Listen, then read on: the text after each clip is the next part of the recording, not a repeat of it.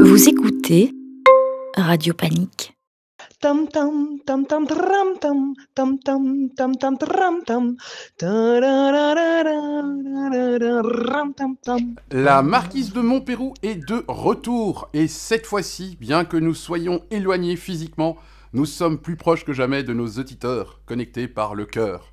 Le micro est à votre disposition pour partager votre histoire, vos idées et vos émotions. Ah, merci mon petit Baudouin, vous êtes toujours aussi poète à ce que j'entends. Eh bien bonjour les gueux. Vous avez aujourd'hui l'honneur de m'attendre depuis Buenos Aires, la ville du port, capitale de la fougueuse Argentine. Je vois que vous avez dû faire une bonne petite fête là, parce que je vous vois que votre petit maté là, oui, c'est maté ou mafé? Oui. Maté, mais le maté n'est pas mafé, le maté ne parvient pas à avoir raison de mon mal de tête. En effet, je le confesse, je suis dans un piteux état. Je ne sais qui du Malbec, du Vermouth, du Fernet-Cola a eu raison de moi, mais tel que vous me voyez, je paie lourdement mes excès des derniers jours, mon petit Baudouin. Et comment, madame la marquise, il vous est possible de vous livrer à plus de stupres et de débauches que vous ne le faites déjà quotidiennement? Oui, braves gens, mais il me faut pour cela une occasion exceptionnelle. Vous vous doutez bien que je ne me donne pas la peine de traverser la moitié du globe au péril de ma vie pour une bagatelle. Je suis venue célébrer le mariage de ma cousine au 3e degré, descendante du roi Orly Antoine Ier et à ce titre prétendante au trône du royaume d'Araucanie et de Patagonie. Trône dont elle jouirait pleinement si les Argentins n'étaient pas d'indécrottables républicains indépendantistes.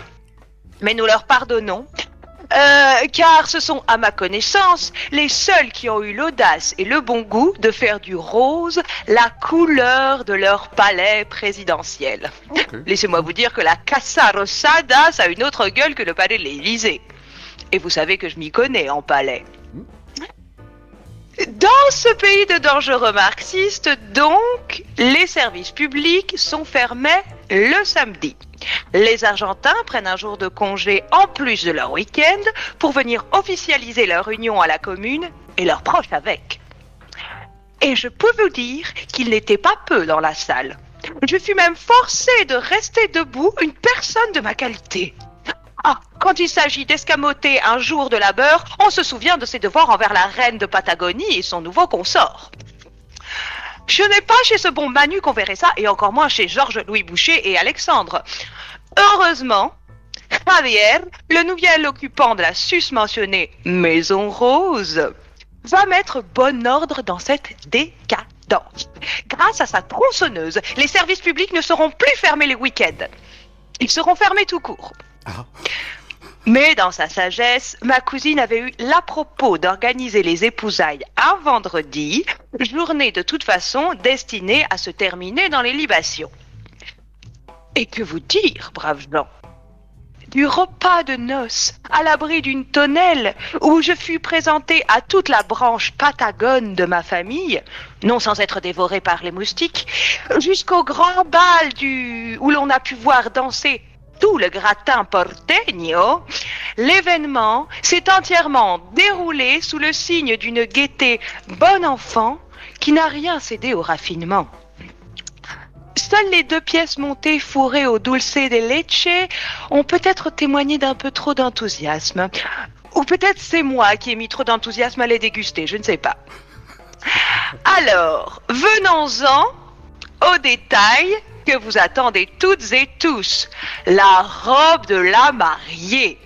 Eh bien, je dirais, à l'image du style vestimentaire de la haute société argentine, tout est dans l'audace. Mais attention, sans jamais tomber dans la vulgarité. La Fashion Week de Paris pourrait en prendre de la graine, si vous voulez mon avis.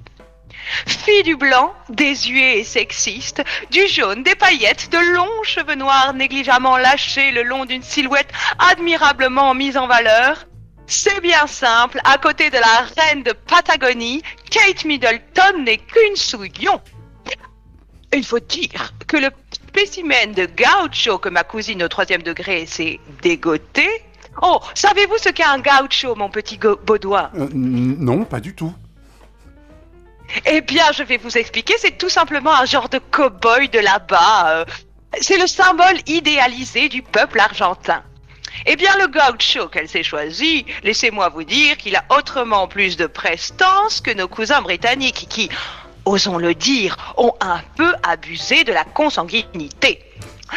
Un peu de sang frais de temps en temps, que diable, quitte à ce qu'il ne soit pas bleu. Évidemment, j'ai transmis les vœux de la Belgique, même si Philippe a omis de me confier cette mission avant mon départ. Il n'est pas très fort en diplomatie, notre bon roi, n'est-ce pas ? Toute l'Assemblée a reconnu mon rang à mon sens de l'étiquette et chacun s'est pressé pour me saluer et m'inviter à danser des chacareras et des tangos endiablés. Mon carnet de bal était plein. J'ai fait beaucoup pour la diplomatie belge ce soir-là. Et pas que, hein, les Argentins ne sont pas narreux, ils sucent tous la même paille à mater. Enfin, mon devoir accompli. Je dois maintenant vous quitter, braves gens. Je me sens lasse, mais lasse. Peut-être suis-je victime de l'épidémie de dingue qui sévit en ce moment dans la capitale.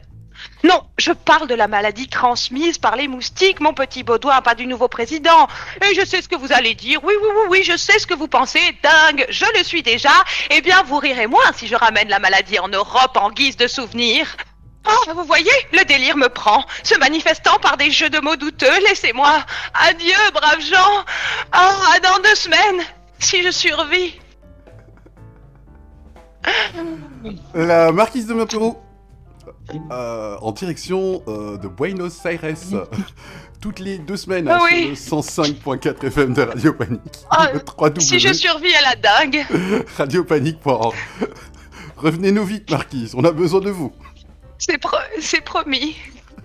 À dans 2 semaines.